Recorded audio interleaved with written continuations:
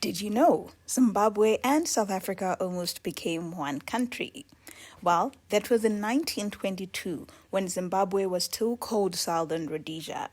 Back then, the country was not run by a president and there was no cabinet. There was also no legislative house. It was run as an investment, as a company, the same way you would run a tuck shop, I suppose.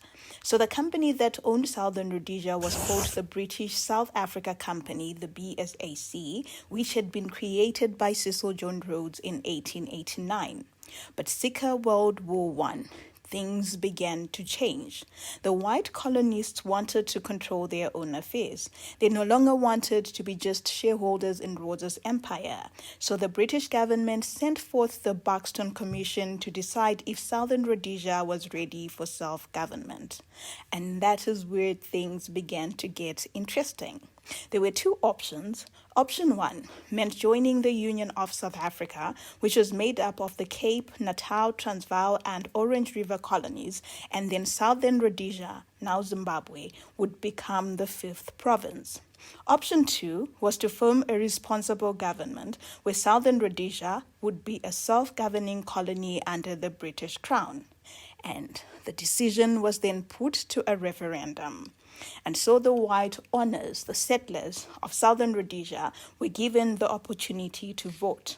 On 27 October 1922, the referendum was held, and the results were as follows: 59% for self-governance and 41% for the union with South Africa.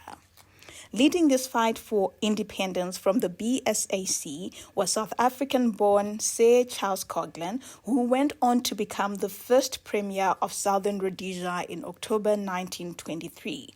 According to Coghlan, white Southern Rhodesians were culturally different, more British, and therefore could not be placed under Afrikaner rule. So officially on the 1st of October in 1923, company rule ended and Southern Rhodesia gained responsible government, even though it was still run by settlers and was under the British Crown. Of course, the vote changed so many things. Land and racial laws became more entrenched and political structures were created, and these ignored the voices of our great-grandparents, and it would be years before Zimbabweans would reclaim their voice and their land. But what is fascinating now is, what would have happened if they had voted differently? We might all be Zimbabweans now, with one strong currency, the Zimbabwean gold, and one government and one flag. I'm joking. So yes, Zimbabwe and South Africa were almost one country, and the people who would have been affected had the least to say. And that's it, guys, for this week's chapter of This Week in Zimbabwean History. What other interesting, rarely told historical and cultural stories from this teapot should we uncover? Comment down below and don't forget to subscribe. Our history deserves to speak too. Also, please rate my documentary making skills. It took me aeons to give up editing and post anyways. Goodbye.